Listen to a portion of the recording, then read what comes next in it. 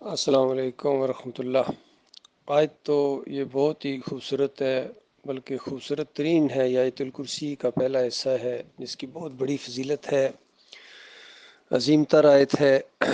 لیکن سب سے زیادہ مذاق اسی کا اڑایا ہے ان مسلمانوں نے، اور خاص کر عربوں نے، جہاں پیچھے بیت اللہ کی وہ تصویر بنی ہوئی ہے۔ توحید کی دعوت یہاں سے اٹھی تھی، ایمان کی دعوت اٹھی تھی، یہی کہ اللہ لا الہ الا ہو، کہ اللہ وہ ذات ہے جس کے علاوہ کوئی اور معبود نہیں ہے، کوئی اور پکارے جانے کے لائق نہیں ہے، واسطے وسیلے کے لائق نہیں ہے، رکوع اور سجدے کے لائق نہیں ہے، کوئی اور نہیں ہے، توکل اور بھروسے کے لائق، اور اس کے علاوہ کسی اور کو اپنا معبود نہ بنانا۔ ما لکم من الہ غیرہ، اس کے علاوہ کوئی اور تمہارا معبود نہیں ہے۔ اور یہ آیت سب سے زیادہ پڑھی جاتی ہے، اور عام طور پر مسلمان اس کو فریم کر کے گھروں میں بھی رکھتے ہیں، لیکن سب سے زیادہ اس کے منکر ہیں۔ اور الہ کی جو پہلی صفت بتائی گئی ہے کہ لا تاخذہ سنۃ ولا نوم، الحی القیوم لا تاخذہ سنۃ ولا نوم، پہلی صفت الحی، ہمیشہ سے زندہ ہے، ہمیشہ رہے گا، ہمیشہ زندہ رہے گا، اس پر موت نہیں ہے۔ وتوکل علی الحی الذی لا یموت، یہ کہا گیا تھا کہ اس ذات پر بھروسہ کرو جو الحی ہے، لا یموت، اس پر موت نہیں ہے۔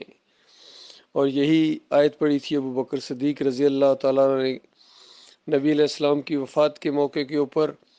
کہ الا من کان منکم یعبد محمد فإن محمد قد مات ومن کان منکم یعبد اللہ حی القیوم لا یموت، کہ تم میں سے جو محمد صلی اللہ علیہ وآلہ وسلم کو پوجتا تھا، ان کا پجاری تھا، وہ سن لے آج اس کے معبود کو موت آ گئی، لیکن جو اللہ کا پجاری تھا، اللہ کی وجہ سے نبی کا ساتھ دیتا رہا، نمازیں پڑھتا رہا، روزے رکھتا رہا، تکلیفیں برداشت کرتا رہا اپنے مالک اور خالق کو خوش کرنے کے لیے، تو وہ اطمینان رکھے اللہ الحی ہے، باقی کوئی الحی نہیں ہے، سب پر موت ہے۔ کل نفس ذائقۃ الموت وما محمد اللہ رسول قد خلت من قبلہ الرسل، اس طرح قرآن کی آیت بھی پڑھی کہ محمد صلی اللہ علیہ وآلہ وسلم ایک رسول ہیں، پہلے بھی تو رسولوں گزرے ہیں، تو اگر ان کو اللہ تعالیٰ موت دے دے یا یہ شہید کر دیے جائیں تو کیا تم الٹے پاؤں پھر جاؤ گے؟ جو الٹے پاؤں پھرے گا وہ اللہ کا کچھ بھی نقصان نہیں کرے گا، بلکہ اپنا نقصان کرے گا، اور اللہ تعالیٰ اپنے شکر گزار بندوں کو اجر دے کے رہے گا۔ اس انداز سے خطبہ صدیق اکبر کے نام سے اللہ نے اس کو مشہور کرا دیا، لیکن کوئی آج مسلک بریلوی ہوں، دیوبندی ہوں، تاکہ اہل حدیث ہوں، کوئی بھی ان چیزوں کو ماننے والا نہیں ہے۔ سارے کہتے ہیں کہ نبی علیہ السلام قبر کے اندر زندہ ہے، سنتے ہیں، دیکھتے ہیں، پہچانتے ہیں، درود یہاں پیش کیا جاتا ہے، حالانکہ ہم کہتے ہیں اللہم صلی علی محمد، اے اللہ محمد صلی اللہ علیہ وآلہ وسلم کے اوپر رحمتیں اور برکتیں نازل فرمائی۔ یہ ایک دعا ہے جو ہم اللہ سے کرتے ہیں، فرشتے لکھتے ہیں، ہمارے اعمال اللہ کے پاس لے کے جاتے ہیں، اور اللہ تعالیٰ اس کے اوپر فیصلہ صادر کرتا ہے، ہمارے درجات بھی بلند کرتا ہے، ہماری نیکیاں ہیں، اور نبی علیہ السلام کے درجات بھی بلند ہوتے ہیں، اور یہ محسوس ہوتا ہے کہ نبی علیہ السلام بھی اللہ کی رحمت سے بے نیاز نہیں ہیں، بلکہ اللہ کی رحمت کے محتاج ہیں، اور اللہ ہے وہ الغنی الحمید، جو ہے وہ اللہ تعالیٰ کی ذات ہے، کوئی اور ایسا نہیں ہے۔ تو آج یہ مسلمانوں کے اندر یہ شرک آ گیا ہے، تمام مسالک کے اندر یہ شرک آیا ہے، کوئی اس سے نہیں بچا ہے۔ تو یہ ضرورت ہے اس دور کی سب سے بڑی کہ توحید کی دعوت اٹھائی جائے، اللہ کے عذاب کو روکنے کے لیے، کم از کم اپنی جان کو بچانے کے لیے، قُوا انفسکم واہلکم نارا وقودھا الناس والحجارہ، کہ اپنے آپ کو اور اپنے اہل و عیال کو جہنم کی آگ سے بچاؤ، اگر ذرا بھی تمہارا دماغ کام کرتا ہے، یہ ہے کام کرنے کا۔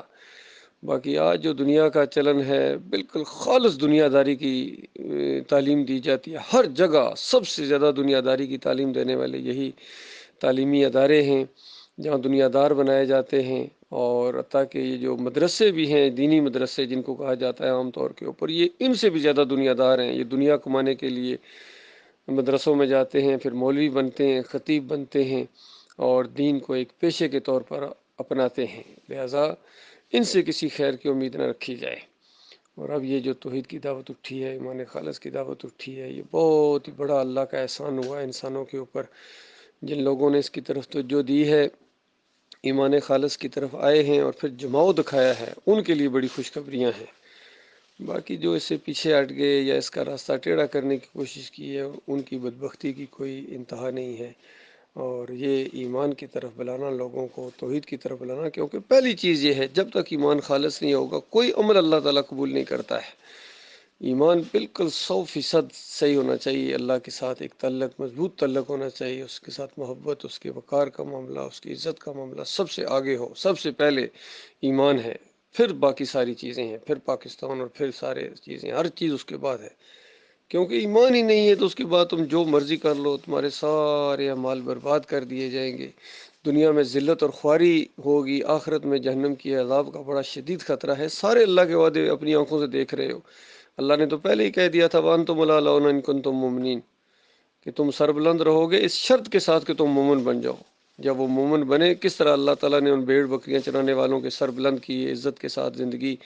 بسر کی انہوں نے، اور کتنوں کو دنیا میں جنت کی خوشخبریاں سنائی گئی، اشرا مبشرہ اور دوسرے لوگ بھی، اور پھر جو مرتے گئے اس راستے میں، اللہ کے راستے میں جو شہید ہوئے، جنت الفردوس میں پہنچتے گئے۔ انبیاء کے بارے میں بھی اسی طریقے سے، اور خاص کر نبی صلی اللہ علیہ وآلہ وسلم کے بارے میں تو پوری طرح آ گیا کہ جنت الفردوس میں اعلیٰ مقام ہے، الوسیلہ، وہاں نبی علیہ السلام مرنے کے بعد چلے گئے۔ اور یہ جو کہتے ہیں مدینے والی قبر میں زندہ ہیں یا شہداء دنیاوی قبروں میں زندہ ہیں،